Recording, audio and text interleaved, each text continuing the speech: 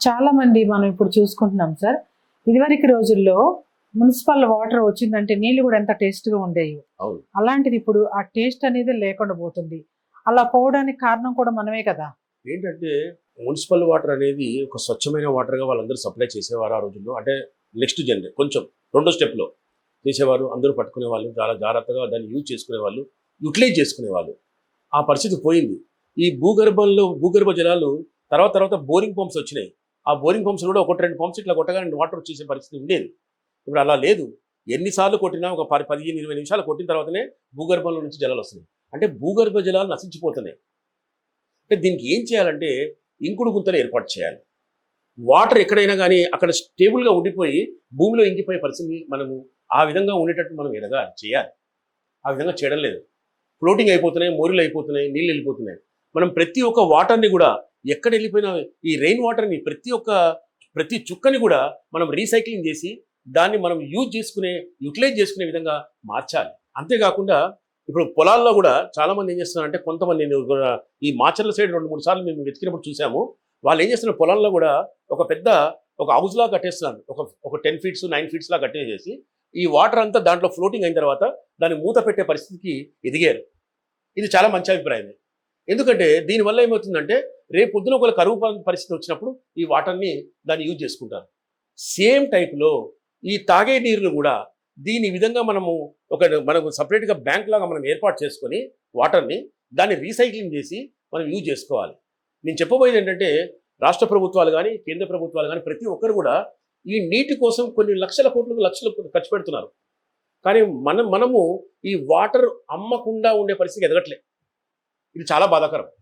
వాటర్ను ఎక్కడైతే అమ్మకుండా ఏ రాష్ట్రంలో అయితే అమ్మకుండా ఉంటామో అప్పుడు మనం వాటర్ మీద రీసెర్చ్ చేస్తున్నట్టు, వాటర్ని మంచిగా యూటిలైజ్ చేసుకుంటున్నట్టు, వాటర్ని మనం నీరుని చాలా జాగ్రత్తగా వాడుకుంటున్నట్టుగా భావించాలి. ప్రతి రోజుకి కూడా ఈ వాటర్ ప్లాంట్స్ అనేవి విపరీతంగా పెరిగిపోయినాయి. దాంట్లో కలుషితం ఉందా, నీరు ఎలా ఉంది, ఏ ప్లాస్టిక్ డబ్బాలో తీసుకుంటున్నారు, ఆ ప్లాస్టిక్ డబ్బాలన్నీ వాష్ చేస్తున్నారా, ఇవన్నీ ఎవరు చూడడం లేదు. మేము వాటర్ తెచ్చుకుంటున్నాం, సాయంత్రం పొద్దున్న వచ్చేస్తున్నాయి, 2 వాటర్ బాటిల్ తెచ్చుకోండి. ఎక్కడికి వెళ్ళిపోతున్నాం మనం?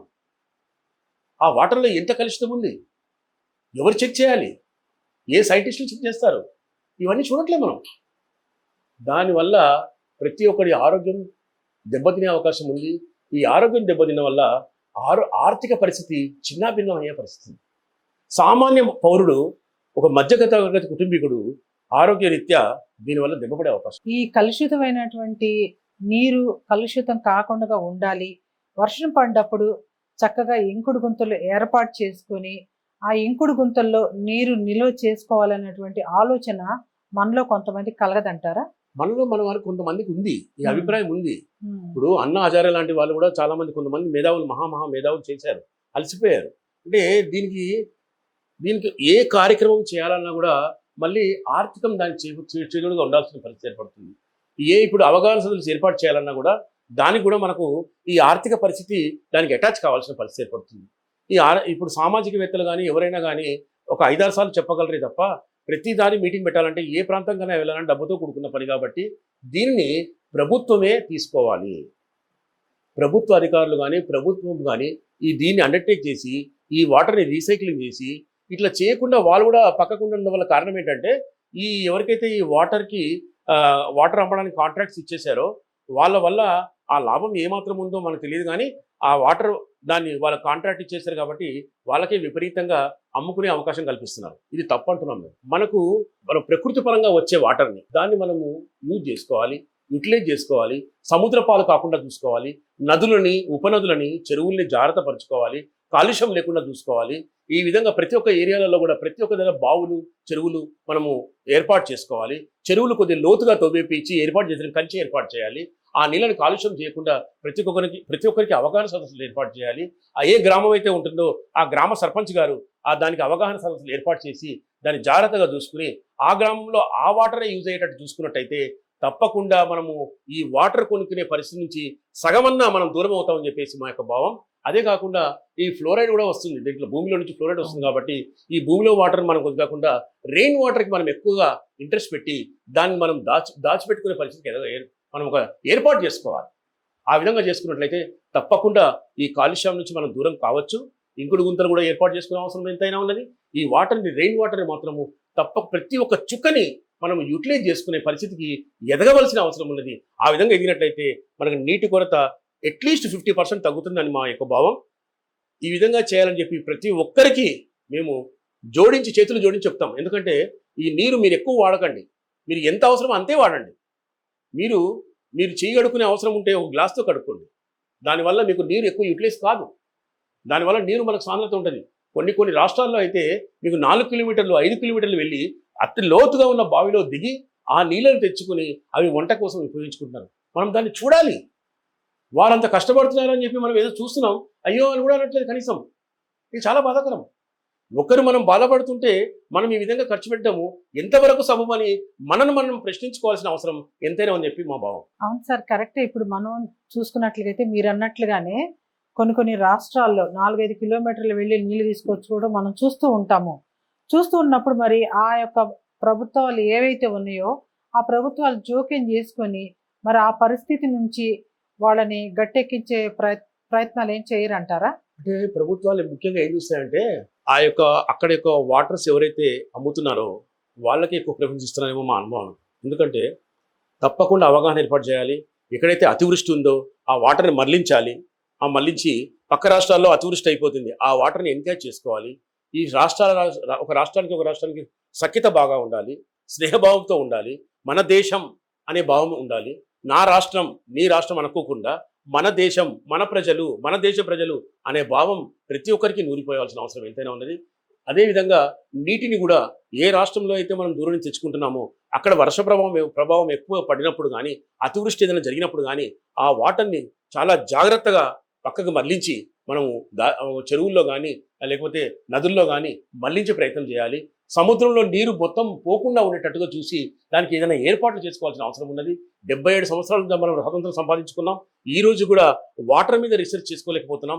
ఈ వాటర్ తాగునీరు, మంచి స్వచ్ఛమైన తాగునీరు ప్రజలకు అందించలేకపోతున్నాం అనేది మనకు చాలా బాధాకరం, చాలా దౌర్భాగ్యం. దీని నుంచి దూరం చేయాలంటే ప్రతి మానవుడు నడుము కట్టవలసిన అవసరం ఉన్నది. ప్రతి వ్యక్తి కూడా ఈ విషయంలో తప్పకుండా ఆలోచించాల్సిన అవసరం ఎంతైనా ఉందని మా భావం. కరెక్టే సార్. ఇప్పుడు మనం అనుకుంటూ ఉంటాము, పల్లెటూరులో అయితే మనం ఇంకుడు గుంతలు తవ్వి నీటిని మనం నిల్వ చేయొచ్చు, వర్షపు నీటిని. కానీ ఇప్పుడు మన పట్టణాల్లో నివసిస్తూ ఉన్నాము, ఎలా మనం ఇంకుడు గుంటల్ని చేసి నీళ్ళని ఎలా సేవ్ చేయగలుగుతాం మీరు చెప్పండి. ఇప్పుడు ఏమైతుందంటే మేడం, మనకు వాటర్ ఇప్పుడు మనం ఎవరైతే ఇల్లు కట్టుకుంటున్నారో వాళ్ళకి పర్మిషన్స్ ఇస్తూ ఉంటాం. మున్సిపాలిటీ లెవెల్లో కానీ, లేదా హెచ్ఎండిఏ లెవెల్లో కానీ, గ్రామ పంచాయతీ లెవెల్లో కానీ ఇలా వాళ్ళకు పర్మిషన్స్ ఇస్తుంటారు. ఆ పర్మిషన్ మ్యాండేటరీ చేయాలి. నేను ఏమంటున్నా అంటే ఇది చాలా ఇంపార్టెంట్ కాబట్టి ఇంకుడు గుంత కూడా మీరు తప్పకుండా తయారు చేసుకోవాలి అని ఒక మ్యాండేటరీ పెట్టాలి. ఎందుకంటే ఇప్పుడు మీకు హెచ్ఎండిఏ లేఅవుట్లో ఇంత స్థలం రోడ్లు వదలాలి, ఈ విధంగా డ్రైనేజీ ఉండాలి, ఈ విధంగా రోడ్లు ఉండాలని ఏ విధంగా నిబంధనలు ఉన్నాయో అదే నిబంధన ఇంకుడు గుంత కూడా పెట్టండి అని ఒక నిబంధన పెట్టాలి. అది ప్రభుత్వం వారే చేయాలి. దానివల్ల ఏమవుతుందంటే ఆ ఇంకుడు గుంత వల్ల వేస్టేజ్ వాటర్, ఏదైతే రెయిన్ వాటర్ వేస్టేజ్ ఉంటుందో అది మొత్తం ఇంకుడు గుంత వల్ల భూగర్భంలోకి వెళ్ళిపోతుంది. భూగర్భ వనరులు మనకి అతి కిందకి వెళ్ళిపోకుండా మనం జాగ్రత్త పడ్డ వాళ్ళం అవుతాం. ఎందుకంటే మీరు ఇప్పుడు బెంగళూరు చాలా రాష్ట్రాల్లో చూసుకోండి, మీరు 1000 ఫీట్లు 1500 ఫీట్లతో మనము అది మోటార్ వేయవలసి, దాన్ని ఇదే ఇవ్వాల్సి వస్తుంది. దానివల్ల ఏమైపోతుందంటే మనకి రేపు పొద్దున ఎర్త్క్వేక్స్ వస్తాయి. దానివల్ల ఎటు లాతూర్లో చూసాం, అక్కడ చూసాం, ఎక్కడ చూసాం, ఎన్నో చూసాం మనం. దానివల్ల ఎంత ప్రాబ్లం చెప్పండి. బిల్డింగ్సే పడిపోతున్నాయి. భూగర్భ జలాలు ఎప్పుడైతే నశించిపోతాయో మనకు ఈ ఎర్త్క్వేక్స్ వచ్చే అవకాశం ఎక్కువగా ఉంది. కాబట్టి దాన్ని నివారించవలసిన పరిస్థితి ఉంది. కాబట్టి భూగర్భ జలాలని విస్తృతంగా మనం పెంపొందించుకోవాల్సిన అవసరం ఎంతైనా ఉన్నది. ఒక 30 years 40 years చూసుకుంటే మీకు ఒక 50 ఫీట్లు 40 ఫీట్లకి వచ్చేది. ఈ రోజు హైదరాబాద్ నగరంలో 600 ఫీట్లు 700 ఫీట్లు తవ్వుతున్నా కూడా నీరు బయటకు రావడం లేదు. చాలా బాధాకరం. దీన్ని మనం తప్పకుండా గుర్తుంచుకోవాలి. ప్రతి ఒక్కరు కూడా, సామాజికవేత్తలు కానీ ప్రతి ఒక్కరు కూడా దీని వల్ల మనకు అందరికీ కూడా వాటర్కి ఏమాత్రం నష్టం రాకుండా ఉండాలి అనే ఒక ప్రతి ఒక్కరు దీక్ష పూనాలంటారు. ఈ దీక్ష పూన్నట్టయితే ఇప్పుడు ఒక వాటర్ నీళ్లు తీసుకుని చేయి కడుకుంటున్నాం, అప్పుడే వాళ్ళకి ఐడియా రావాలి, దీన్ని కొద్దిగా యూజ్ చేసుకుందాం, ఈ నీరును మనం ఆదా చేద్దాం. ఇలాంటి పరిస్థితి వచ్చినట్టయితే, ప్రతి ఒక్క హ్యూమన్ బీయింగ్లో వచ్చినట్టయితే తప్పకుండా దాన్ని మనము జాగ్రత్తగా వాడుకునే పరిస్థితి వస్తుంది. రాబోయే తరానికి మనము ఈ వాటర్ పరిస్థితి ఇంకా కొంచెం బాగా చెప్పినట్టయితే తప్పకుండా వాళ్ళు జాగ్రత్త పడతారు. నీటి కొరత తగ్గించిన వారం అవుతాం మనం అందరం కూడా. ఇప్పటి వరకు కూడా మనము నీటి కొరత రాకుండా ఉండాలి అంటే ఎలాంటి జాగ్రత్తలు తీసుకోవాలి, మన రాబోయే తరానికి ఆ సమస్య నుంచి వాళ్ళని బయటపడేయాలంటే ఇప్పటి నుంచే మనము నీటి గురించి ప్రతి ఒక్కళ్ళం కూడా అవగాహన కల్పించుకోవాలి. మనం కూడా వేరే వాళ్ళకి అవగాహన చేయాలి. అలా చేయటం వలన మన బాధ్యతను మనము సక్రమంగా నిర్వర్తించిన వారు అవుతాము. అందుకే ప్రతి ఒక్కరు కూడా నీటిని ఆదా చేయండి. నీటిని కలుషితం దయచేసి చేయొద్దు. ఇది అందరూ కూడా గుర్తుంచుకోవాలి.